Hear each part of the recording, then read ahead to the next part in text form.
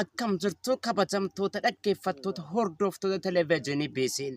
Oduu sa'aatii kanaa kan isinitti himu ani jarjaraa beekatii oduuwwan manneen barnootaaf hooggantoota barnootaa bira dhaqee walitti qabadheen kuntaala tokkoof soogidoo lama of biraa qaba hanga xumura oduu kiyyaatti na faana tura.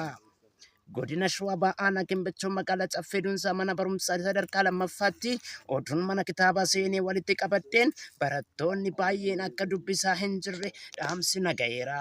Mana kitaabichaa keessaa Profeesar Kistireemiin akka jedhanitti barattoonni baay'een harkaan na fuudhu malee yaadan hin dubbisan jechuun koomentii godhaniiru. Akkasumas Dr. Tooppiin akka himanitti barattoonni mana barumsaa kana haala gaariin na dubbisaa hin jiran jechuun dhaamsa isaa dabarseera.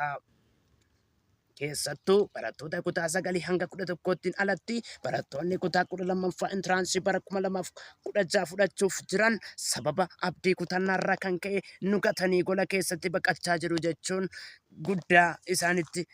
gadda isaanitti dhaga'ame ibsachaa jiru.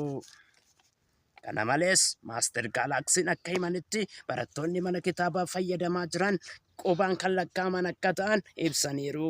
Nutis jedhan sababa barattoonni nu dubbisan dhabameef karaa seeraan alaatiin mana barumsichaa gadhiifnee hamallaxuutti jirra jechuun dhaamsa isaanii himaniiru. Dhaggeeffattoota jaallatamtoota hordoftoota koo kanan itti argama Gimbichoo magaalaa Caffee Dunsaa laayik, sheer, sabiskiraayib gochuun gammachuun ofirraa na gaggeessaa.